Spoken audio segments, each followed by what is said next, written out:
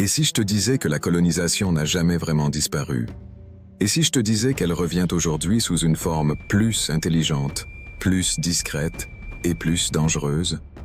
Des ressources pillées, des États affaiblis, des puissances qui reviennent à l'offensive.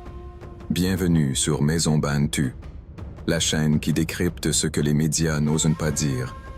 Abonne-toi maintenant, parce que cette vidéo pourrait changer définitivement ta vision de l'Afrique. Pendant des décennies, le mot colonisation semblait appartenir au passé. Mais depuis quelques mois, un terme terrifiant revient dans les cercles géopolitiques. Recolonisation. Oui, en 2026, certains analystes parlent ouvertement du retour d'une doctrine impériale mondiale. Et le plus choquant, c'est que ce mot n'est plus caché. Des idéologues proches du pouvoir américain parlent désormais du colonialisme comme d'une stratégie assumée. Le monde est en train de changer. Et l'Afrique pourrait être au centre du choc. Au Sénégal, partout en Afrique et dans la diaspora, des voix lancent l'alerte. L'Afrique doit défendre sa souveraineté avant qu'il ne soit trop tard. Mais attention, ce combat concerne tous les peuples noirs d'ici et d'ailleurs. Parce que derrière les discours sur l'aide, les investissements ou la sécurité, il existe souvent des logiques de domination. Et beaucoup commencent à s'en rendre compte. Pourquoi les grandes puissances s'intéressent-elles autant à l'Afrique? Parce que le continent possède certaines des ressources les plus stratégiques du monde. Or, dans le monde qui arrive, avoir la maîtrise des ressources, c'est avoir le pouvoir.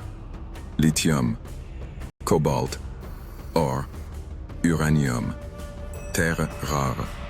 Le futur technologique mondial dépend directement de l'Afrique. Et quand une région devient indispensable, les empires reviennent toujours. Mais attention, la nouvelle domination ne ressemble plus à celle de 1880. Aujourd'hui, on ne contrôle plus forcément avec des armées. On contrôle avec la dette, les technologies, les données, les monnaies, les infrastructures et l'influence culturelle. La guerre moderne est invisible. Et beaucoup de peuples ne réalisent même pas qu'ils perdent leur souveraineté. Certains analystes parlent désormais d'une compétition mondiale pour reprendre le contrôle des zones stratégiques de la planète. Mais voici ce que beaucoup n'avaient pas prévu. L'Afrique commence à se réveiller.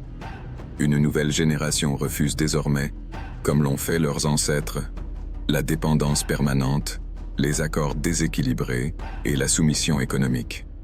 Des dirigeants africains parlent désormais ouvertement de souveraineté, d'indépendance stratégique et de dignité. Et ça, certaines puissances ne l'acceptent pas. Mais le plus grand danger pour l'Afrique n'est peut-être pas extérieur. Le vrai danger, c'est la division. Parce qu'un continent divisé se manipule facilement, se pille facilement, se contrôle facilement. L'unité africaine n'est plus un rêve romantique. Elle devient une question de survie. Le 21e siècle sera brutal. Les grandes puissances veulent sécuriser leurs ressources, leurs chaînes industrielles, leurs zones d'influence. Et l'Afrique sera l'un des plus grands champs de bataille géopolitiques de ce siècle. Mais pour la première fois depuis longtemps, le peuple africain commence à comprendre les règles du jeu. Et ça change tout. La vraie question n'est pas « l'Afrique sera-t-elle attaquée ?» La vraie question est « l'Afrique sera-t-elle prête ?» Parce qu'un peuple conscient est beaucoup plus difficile à dominer.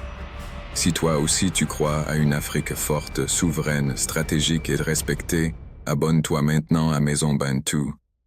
Parce qu'ici on ne regarde pas que l'histoire, on prépare le futur.